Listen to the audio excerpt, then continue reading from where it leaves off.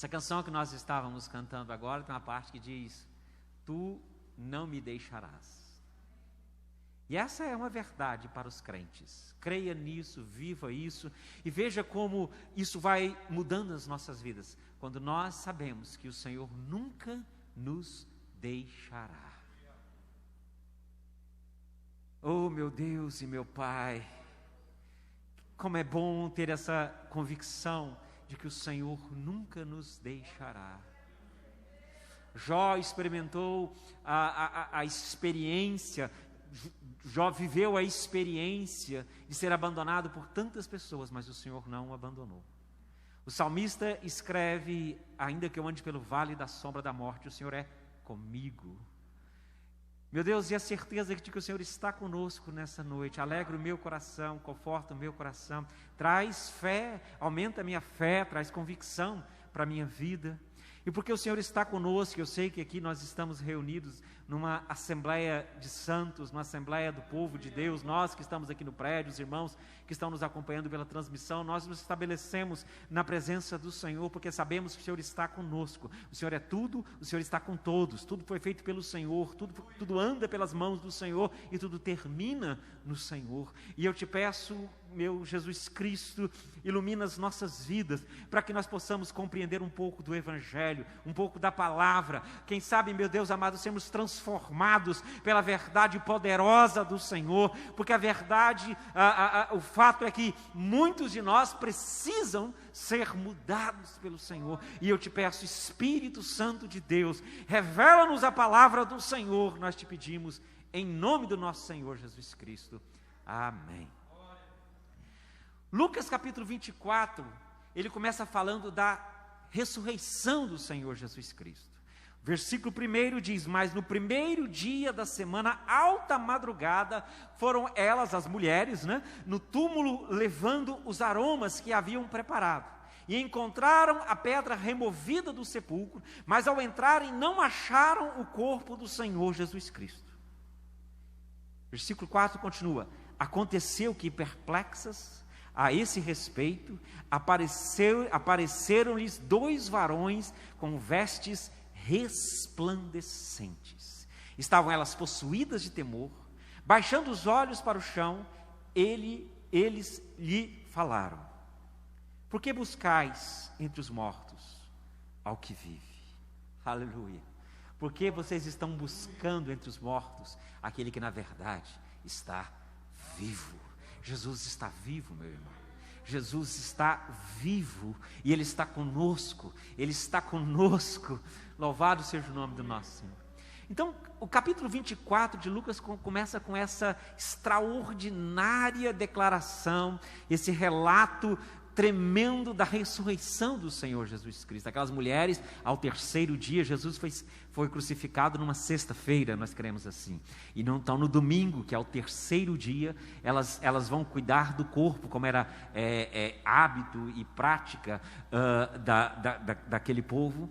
Então, quando elas chegam no templo, a primeira coisa, quando elas chegam no túmulo, primeira coisa, o túmulo está aberto. E o túmulo também está vazio. Louvado seja o nome do Senhor. Irmãos, o fato do túmulo estar vazio, se nós juntarmos isso com a realidade de que o trono de Deus está ocupado, então nós entendemos que o nosso Senhor, Ele não está recolhido, e nunca esteve recolhido na morte. O Senhor venceu a morte, e o Senhor está à direita do Pai, e intercede por nós.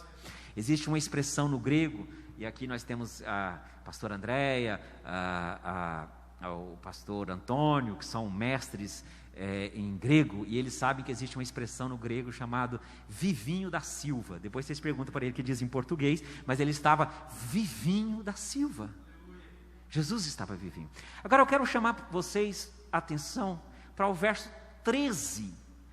Lucas capítulo 24, versículo 13.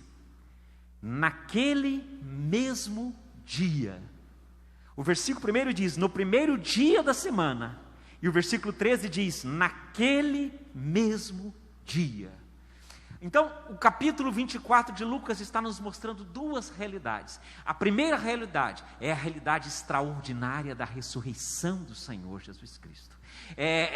O fato tremendo de Jesus Cristo ter vencido a morte. E o apóstolo Paulo vai desenvolver essa teologia, o apóstolo Paulo vai desenvolver esse dogma, essa doutrina, dizendo que Jesus Cristo, ele ressuscitou como sendo o primeiro da ressurreição, e que eu e você agora vamos acompanhar ele na ressurreição, porque Jesus está vivo para a eternidade, e aquele que está com Jesus Cristo era vida e vida para a eternidade. Jesus não ressuscitou ele apenas, mas Jesus ressuscitou, Jesus venceu a morte, não apenas para ele, mas Jesus venceu a morte na sua vida também. Por isso que sobre a vida do crente, a morte não tem mais domínio.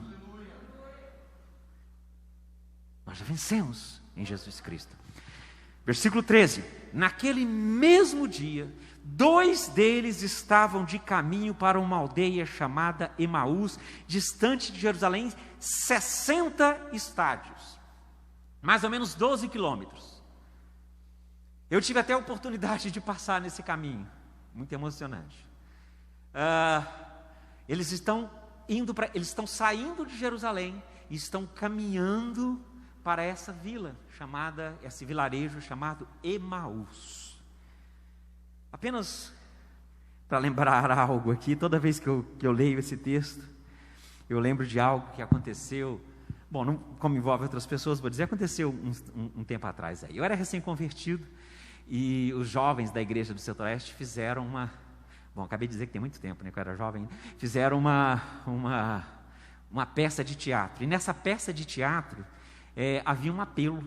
E nós ensaiamos, chamava, a peça falava justamente sobre os discípulos no caminho de Emaús. E coube a mim, eu não sei porque eu era recém-convertido, disse assim: não, o Alessandro vai fazer o apelo no final. A Adirlene cantou, ela não vai lembrar dessa história.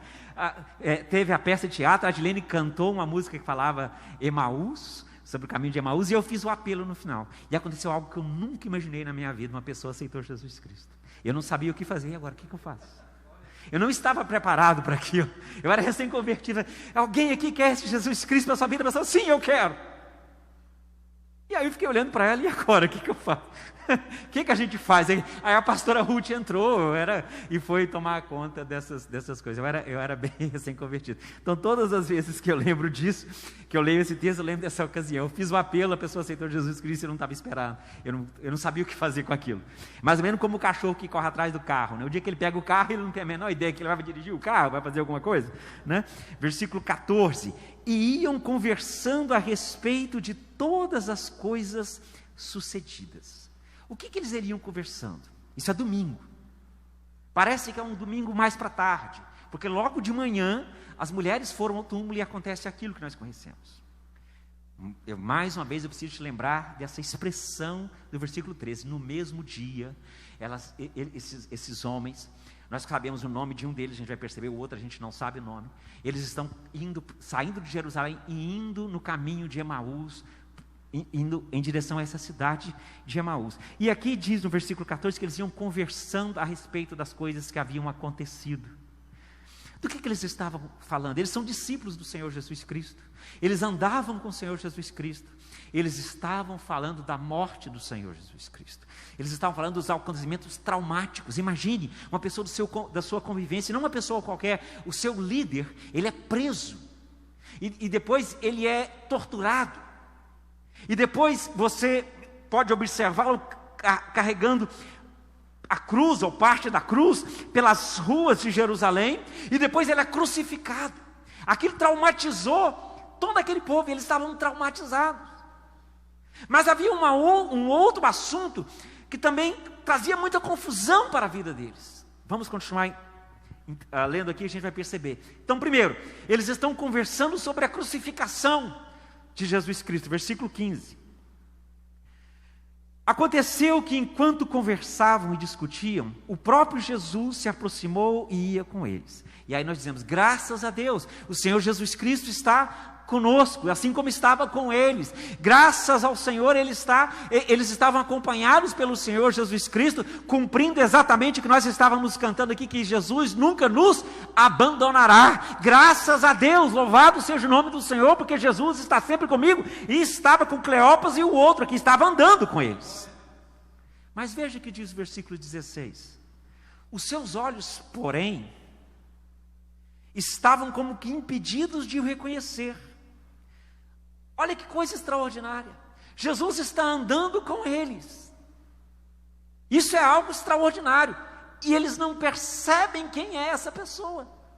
Eles não sabem quem é esse indivíduo que está andando com eles.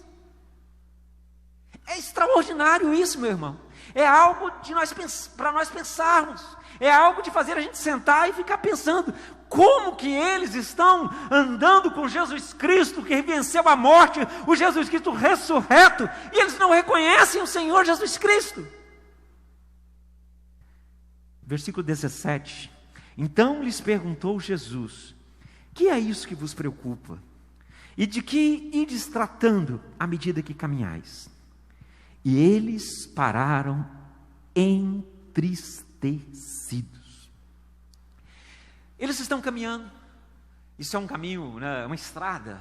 Então muitas pessoas vão e voltam, e você cruza por pessoas, você ultrapassa pessoas, pessoas ultrapassam você. E nesse processo aparece um terceiro caminhante, um terceiro viajante. E esse terceiro viajante pergunta: do que vocês estão conversando? Eu vejo que vocês estão em dúvidas. E diz aqui, do que vocês estão tratando à medida que caminham. Eu vejo que vocês estão caminhando e vocês estão conversando. Qual é o assunto de vocês? E o versículo 16 também nos mostra o estado desses homens. Eles pararam entristecidos. Meus irmãos, muitas vezes nós somos tomados por um sentimento de tristeza. Eu não quero dizer que essa tristeza ela é injustificável. Às vezes ela é justificável. Eu vou dizer, mas muitas vezes ela é justificável. Muitas vezes nós estamos vivendo experiências traumáticas, como esses homens tinham vivido. Muitas vezes nós estamos vivendo momentos delicados das nossas vidas, em que nós somos tomados pela tristeza, que a tristeza vem sobre nós. Alguns de nós choram à noite no escuro sozinhos. Outros caminham chorando, outros vão para o trabalho chorando, outros choram em público, outros choram. A tristeza faz parte da nossa vida. A tristeza é uma das nossas emoções que volta e meia ela se desencadeia nas nossas vidas. Nós começamos a ficar tristes. Mas a tristeza desses homens impede que eles entendam quem está com eles. A tristeza muitas vezes ela é justificável, mas eu preciso lhe dizer nessa noite: não deixe que a tristeza te impeça de reconhecer o terceiro caminhante. Não deixe que a tristeza te impeça de reconhecer que Jesus está andando com você, que é justamente nos vales da sua vida, justamente nos momentos mais tristes da sua vida, que Jesus certamente estará com você, porque ainda que você ande pelo vale da sombra da morte, Jesus estará caminhando com você. Tem caminhos que você vai pensar que está andando sozinho, porque os seus amigos não podem andar com você, porque o seu esposo não pode andar com você, porque a sua esposa não pode andar com você, os seus relacionamentos são rompidos. Muitas vezes você está triste, você se sente sozinho, mas é justamente quando você se sente triste, quando você se sente sozinho, que aquele que é o consolador das nossas almas, aquele que é o pastor das nossas almas, ele anda com você. Aleluia. Essa é uma certeza que você precisa exercitar. Isso tem que exercitar. Você precisa exercitar na sua vida. Jesus sempre está com você. Aleluia. Versículo 18. Um deles, chamado Cleopas. Esse Cleopas aqui, olha que coisa extraordinária. Alguns historiadores, alguns estudiosos, historiadores, meio Eusébio, por exemplo, ele disse que esse Cleopas era irmão de José, ou seja, era tio de Jesus. O tio de Jesus não reconheceu Jesus. Sabe por quê? Como foi dito aqui nessa manhã, muitas vezes nós estamos tão naturais nesse mundo que nós não enxergamos mais os milagres que estão acontecendo ao nosso redor. O tio de Jesus não o reconheceu.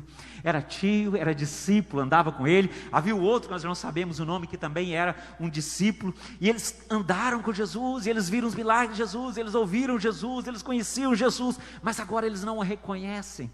Quem é esse terceiro caminhante? Um, porém, chamado Cleopas, respondeu dizendo: és o único, porventura, que, tendo estado em Jerusalém, ignora as ocorrências desses últimos dias?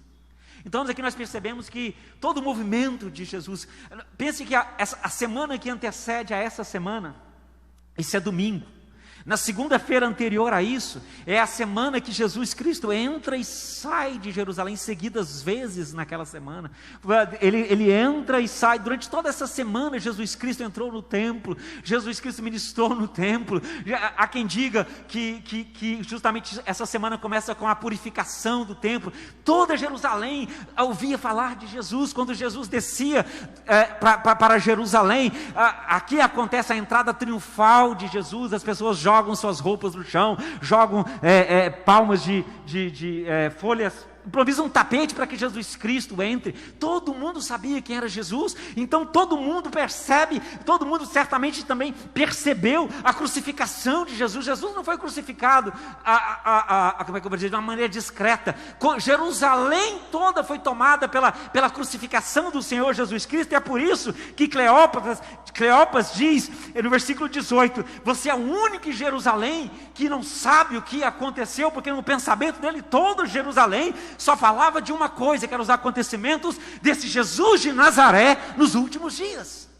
Versículo 19, Jesus lhe perguntou: quais são esses acontecimentos? Quais acontecimentos? E explicaram o que aconteceu a Jesus, o Nazareno, que era varão profeta, poderoso em obras e palavras, diante de Deus e de todo o povo. Vocês acham que Jesus Cristo sabia o que tinha acontecido com ele? Claro que sabia. Não há nenhum texto que diz que Jesus Cristo teve amnésia, que ele esqueceu. Não, Jesus sabia o que aconteceu. Então por que ele pergunta para Cleopas e o outro discípulo? Porque ele estava puxando assunto. Ele estava atrás de relacionamento com esses homens. Irmãos, não tem nenhuma pergunta que você possa fazer para Deus. Primeiro, que Deus não saiba a resposta, mas ainda mais importante do que isso, que Jesus não saiba o que você vai perguntar. A Bíblia nos diz que antes que as palavras saiam da nossa boca, Jesus já conhece. E nós não podemos entender que então não precisamos falar nada, porque Jesus sabe tudo.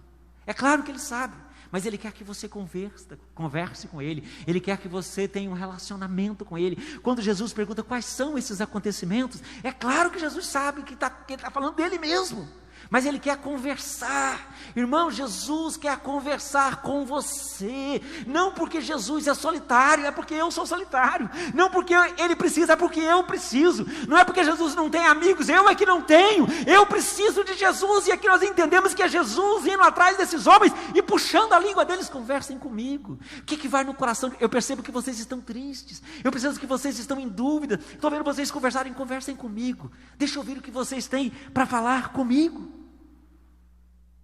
E eles dizem: olha, estão falando de Jesus, o Nazareno, profeta, um homem cheio de poder. Você não viu falar disso? Versículo 20 diz: e esse Jesus, o Nazareno, você não sabe como os principais sacerdotes e as nossas autoridades o entregaram para que fosse condenado à morte e o crucificaram?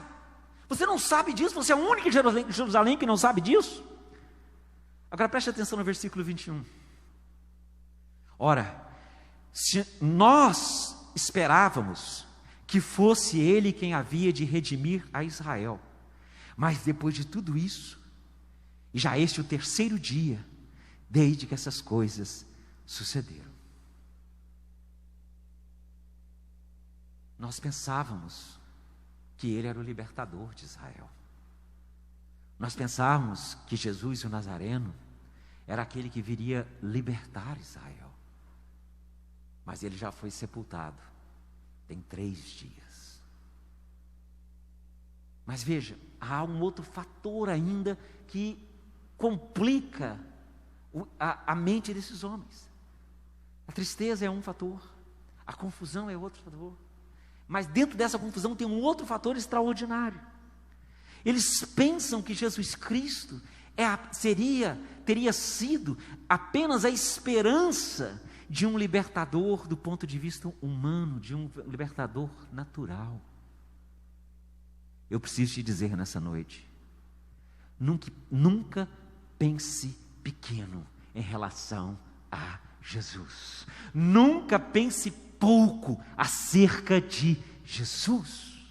Porque embora um líder que se levantasse e libertasse Israel de um dos seus opróbrios, o cativeiro, mas a submissão ao Império Romano, esse não seria alguém natural. Um líder que fizesse isso seria alguém extraordinário. Mas Jesus está nos desafiando a pensar mais do que o extraordinário acerca dele. Esse seria o herói. Jesus é mais do que herói. Esse seria alguém memorável. Jesus é mais do que alguém. Jesus é o próprio Deus. Não pense pequeno de Jesus, porque quando nós pensamos pequeno sobre Jesus, então a nossa fé também é pequena, e o nosso horizonte também é pequeno. Pense coisas grandes acerca de Jesus, e olhe para as coisas grandes em nome de Jesus. Pense mais, creia mais, busque mais, tenha mais fé. Aleluia, louvado seja o nome do Senhor. Versículo 22, é verdade também que algumas mulheres, das que conosco estavam, nos surpreenderam. E aqui nós observamos que havia algo desafiando. Esse é um bom verbo, desafiar. Havia algo desafiando a fé daqueles homens. Havia algo que os desafiava a dizer: creiam mais acerca de Jesus. Porque eles dizem, e tem mais uma coisa, algumas mulheres, daquelas que caminhavam conosco, elas nos surpreenderam, porque hoje de manhã, irmãos, é o mesmo dia. Hoje de manhã, tendo ido de madrugada ao túmulo e não achando o corpo de Jesus, elas voltaram dizendo terem tido uma visão de anjos, os quais anjos afirmam que ele vive.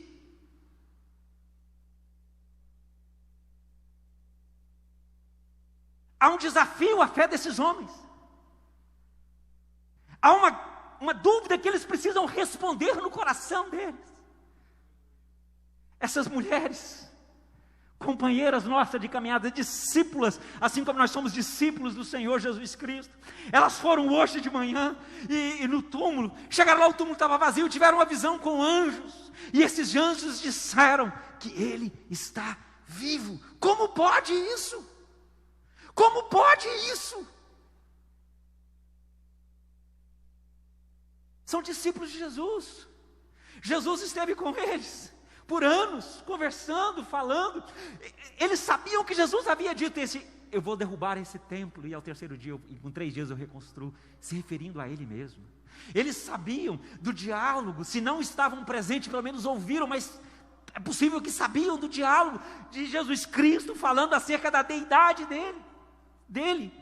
Eles ouviram Jesus Cristo fazendo as suas promessas, dizendo: eu vou um pouco e não mais me vereis, mais um pouco e vocês me verão novamente. Jesus disse para esse povo: eu vou para que o Espírito, para que o Paracletos, para que o Consolador venha. Eles ouviram Jesus Cristo falando acerca da deidade dele mesmo. Não faltava informação, mas ainda assim eles estavam tomados pela tristeza da derrota e tomados pela dúvida acerca da ressurreição do Senhor Jesus Cristo.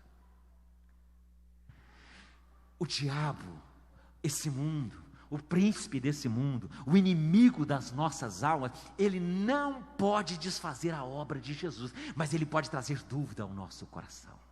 Ele pode dizer: será que isso vai acontecer mesmo? Será que o que você tem ouvido não é algo imaginário? Será que aquilo que você está dizendo não é algo fantasioso? Será que aquilo que você pensa não é algo fora do comum?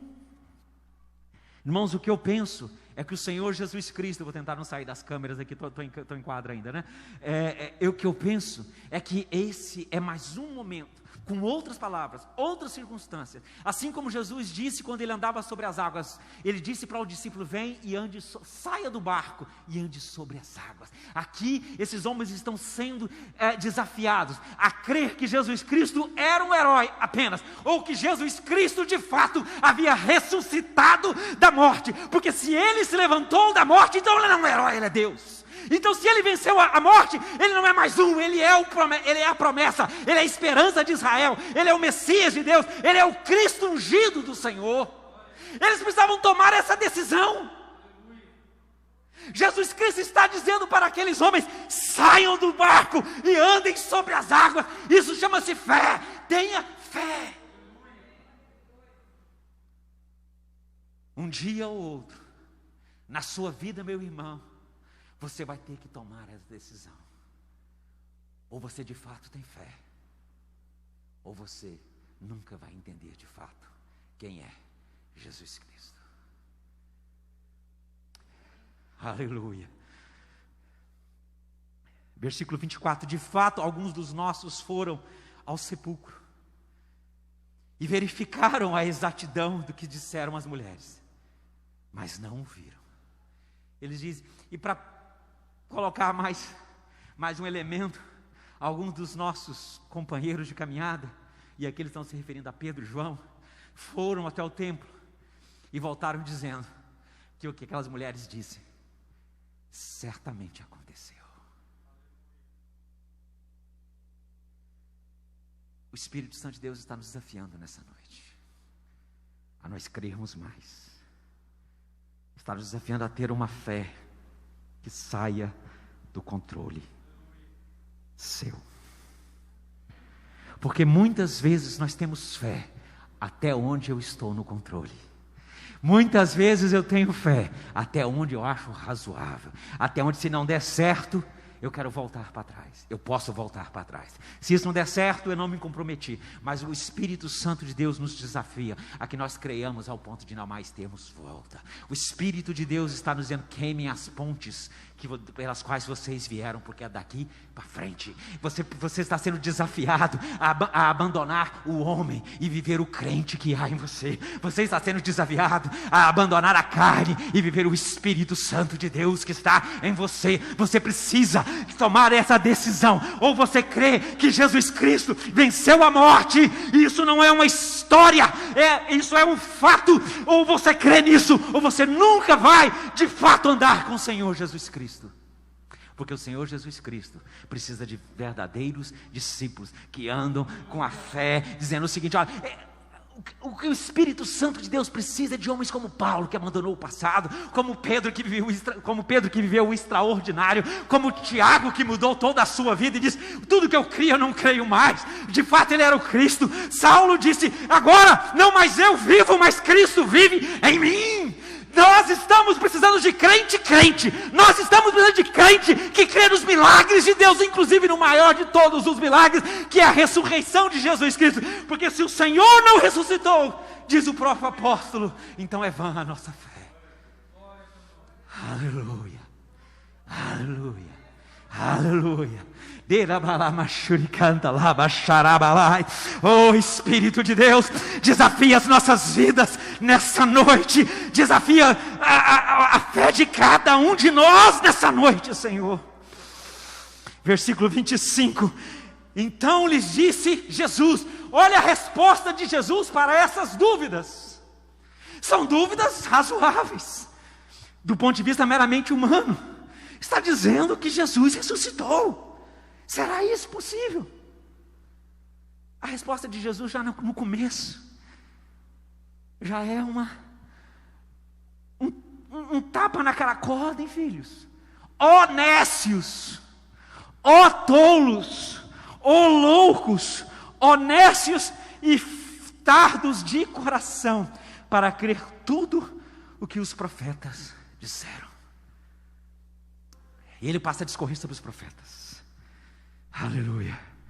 Versículo 27 diz, Moisés discorreu sobre, começando por Moisés, ele fala sobre todos os profetas. Um dos textos em que Moisés é chamado de profeta na Bíblia também. Mas eu fico pensando nessa expressão aqui, nécios e tardos de coração. É uma interjeição, né? É um lamento. Oh, tolos! Agora preste atenção, tardos de coração. Sabe o que é uma pessoa lenta? Tardo é lento, uma pessoa lenta. Lento é como eu, por exemplo. Você me conta uma piada, eu demoro 15 minutos para entender a piada. Então é isso. Dizem que quem ri por último ri melhor. Na verdade, quem ri por último, ele é lento para entender as coisas. Todo mundo já riu, depois ele entende.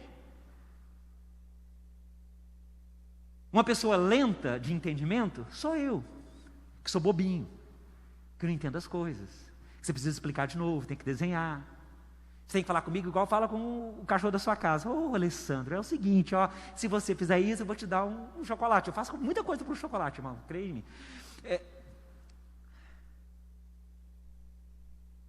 Isso é tardo de entendimento, que a Bíblia também chama de falta de entendimento. São as pessoas que têm dificuldade de raciocínio, são um raciocínio mais lento, e às vezes nem se desenvolvem. Essas palavras que nós usamos aí para xingar qualquer pessoa, imbecil, idiota, isso são graduações científicas. A pessoa que tem o consciente intelectual até um certo nível, ele é um idiota. Se ele tem um pouquinho mais, ele é um imbecil. Até que, entre aspas, normalidade. Então nós xingamos as pessoas de coisas que nós nem sabemos, o que também diz a respeito da nossa inteligência. Mas enfim. Mas aqui Jesus não está falando de tardo de mente. Está falando de tardo de coração. Ele está, entre aspas, indignado com eles, porque eles são lentos. Lentos de coração vocês demoram a entender o mundo espiritual. E desculpa dizer isso. Aliás, para que você não se sinta ofendido, eu vou me incluir aí. Eu, muitas vezes, você nunca. Eu, muitas vezes, sou muito lento para entender as coisas espirituais.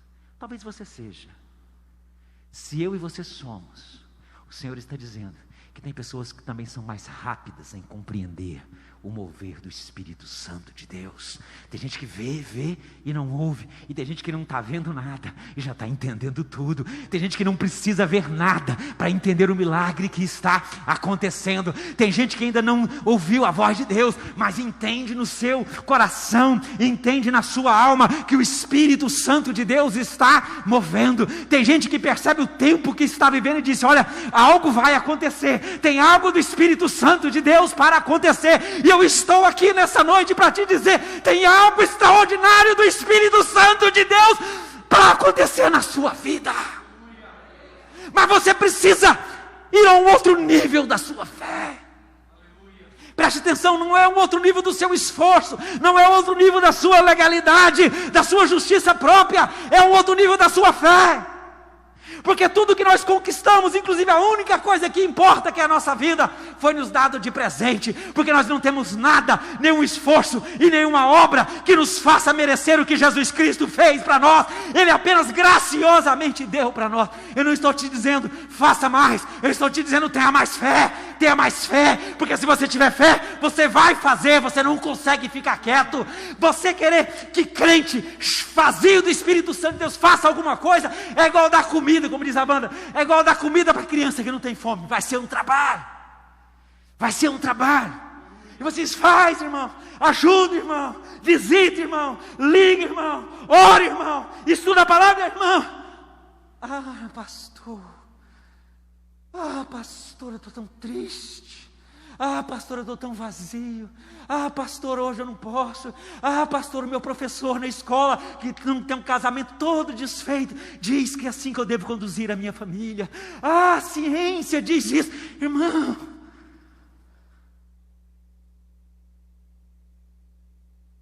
tenha fé. que quando você se encher da fé, não tem nada que te pare. Não é o seu pastor que vai dizer faça, é você vai dizer eu não consigo não fazer, eu não consigo ficar quieto, eu tenho que pregar um sermão hoje, eu tenho que ler a palavra do Senhor um pouco hoje, eu tenho que fazer uma ligação hoje, eu tenho que orar para alguém hoje, eu tenho que ir na casa de Deus hoje. Quando você está cheio do Espírito Santo de Deus, eu quero mais, eu quero mais e eu quero mais. Sabe algo que eu tenho aprendido acerca da vida espiritual? É que o Evangelho é para aqueles que têm fome. Evangelho para quem está com fome. Quem está satisfeito com esse mundo não quer saber de evangelho para valer, não. Ele quer que as coisas, como disse o pastor hoje de manhã, fiquem mais ou menos do jeito que está, porque está bom. Quem está cheio do Espírito Santo de Deus sabe que não está nada bom e que precisa mais, não na vida do outro, na sua própria vida. Quem está cheio do Espírito Santo de Deus olha para si mesmo e diz: eu sou pobre, eu sou nu, eu sou imerecedor. Quem está vazio do Espírito Santo de Deus, eu sou tudo. Eu sou bom, excelente profissional, trabalhador, sou uma pessoa muito boa. Ainda, e você precisa ser um bom profissional, um excelente aluno. Mas se você está cheio do Espírito Santo de Deus, você vai dizer: eu estou pobre, nu e humilhado, mas me apresento diante do meu Deus, para ver se tem algo na minha vida que sirva para alguma coisa no reino de Deus. Louvado seja o nome do Senhor. Honestos e tardos de coração, para crer que tudo o que os profetas disseram. Porventura, versículo 26, não convinha que o Cristo padecesse e entrasse na sua glória? Vocês não sabem disso, vocês não conhecem a palavra do Senhor, vocês não entendem o Velho Testamento, começando por Moisés, discorrendo por todos os profetas, expunha-lhes o que a seu respeito constava em todas as Escrituras. Pastor Leonardo, Jesus está no Velho Testamento e ele mesmo explicou isso. Jesus está no Velho Testamento porque todo o Velho Testamento dizia: virá aquele, virá aquele, virá aquele. E quando Simeão foi apresentar o menino diante do templo, ele disse: esse é aquele. Quando Ana dançava, ele disse: eu vi a glória de Israel. Aleluia. Jesus está em todo o Velho Testamento, aprontava para Jesus. Quando se aproximavam da aldeia para onde iam, fez menção de passar adiante. Então quando eles chegaram em Emaús, Jesus disse: então eu vou indo, fiquem com Deus. Fiquem com Deus, para eles dizer outra coisa, né? Na verdade não precisa fiquem com Deus, porque se eles saíssem dali, eles não teriam mais Deus, foi eles, né? Enfim, estou indo, pessoal, vou seguir viagem. Mas eles, versículo 29, o constrangeram, eles o cercam: não vai embora não, fica conosco, porque já é tarde, já está ficando de noite, o dia já declina. Aleluia, fica conosco. Fica, Senhor, já se faz tarde, faz em mim. Eu só sei. Faz em mim morada permanente. Fica, Senhor, meu Salvador. Aleluia. Fica, Senhor. Sabe por quê? Porque quem está conhecendo Jesus quer mais de Jesus. Eu não posso mais viver sem esse Jesus. Dizia o pastor Francisco: eu não posso mais viver sem Jesus. Fica, Senhor, já está ficando tarde, fica para jantar com a gente. Nós vamos aqui matar um frango, fazer um quiabo com frango, não, uma coisa assim. Jesus não começa essas coisas, Deus me livre, né? Mas enfim, fica aqui com a gente. Fica que, Senhor, você está falando tão bom, tão bem, o nosso coração está se enchendo. E o versículo 29 tem algo tão lindo, irmãos. E entrou Jesus para ficar com eles, porque eis que estou à porta, eu estou batendo na porta, que eu estou passando, quem abrir a sua porta, eu vou entrar e eu vou jantar com ele, com a sua família. Jesus está, aleluia, pronto para sentar com você na sua cozinha, ouvir os seus problemas, conhecer o seu coração e dar uma palavra de consolo para você. Jesus sabia de tudo, irmãos, que ele está andando com esses homens, 12 quilômetros de caminhada. Jesus já estava com o corpo já glorificado, não precisava mais perder peso, já não precisava fazer caminhar. Ele andou 12 quilômetros com ele, porque Jesus andou 12 quilômetros com ele, porque Jesus se importa com todo mundo que está andando nesse caminho, todo mundo que está andando nesse mundo sem caminho e sem direção, olhando para as multidões. Ele sentiu compaixão no seu coração, porque via que esse povo andava sem saber para onde ir, andava com tristeza, andava com dor, e Jesus Cristo diz: deixa eu ser o pastor da sua vida, deixa eu cuidar, eu estou vendo que você está perdido, deixa eu cuidar de você. Ele andou 12 quilômetros, irmãos, com esse povo, aleluia. E o dia já ia caindo, e eles disseram: fique conosco, versículo 30, e aconteceu que quando estavam à mesa, tomou ele o pão, e abençoando, tendo partido, lhes deu. Então Jesus se senta com eles, aleluia, e Jesus pega o pão, e nós não sabemos exatamente o que aconteceu aqui, mas Jesus abençoa esse pão, e Jesus parte esse pão, e quando ele parte o pão, o versículo 31 diz: então se lhes abriram os olhos, e o reconheceram, mas ele desapareceu da presença deles. Quando Jesus, no partir do pão, eles entenderam quem era Jesus Cristo. Sabe por quê?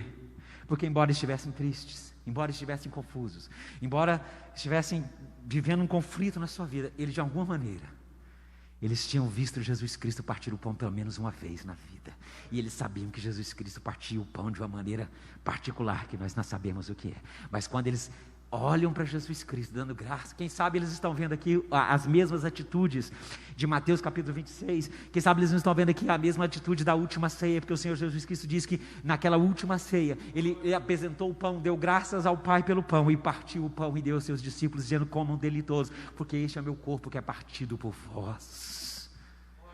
Então aqueles homens, diz aqui o versículo 31, então eles entendem quem é o terceiro viajante.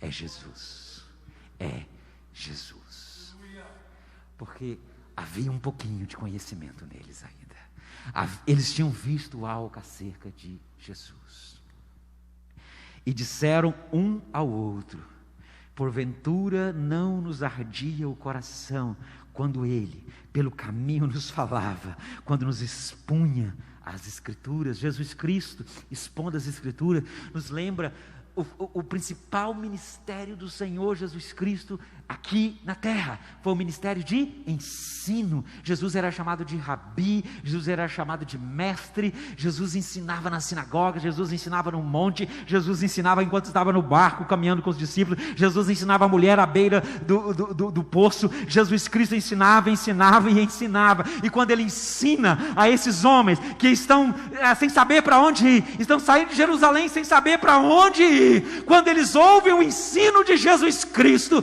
eles se convencem, porque a fé vem pelo ouvir, a fé vem pelo ouvir a palavra do Senhor. Irmãos, o próprio Senhor Jesus Cristo está nos dizendo: conheçam a mim, eu estarei com vocês, conheçam a mim, eu vou abrir os olhos de vocês, para que vocês entendam quem eu sou, aleluia. E o versículo 33 diz: e na mesma hora, levantando-se, voltaram para Jerusalém, onde acharam reunidos os 11 e os outros com eles, os quais disseram: o Senhor ressuscitou e já apareceu a Simão. Então os dois contaram o que lhes aconteceram no caminho, e como fora por ele reconhecido no partir do pão.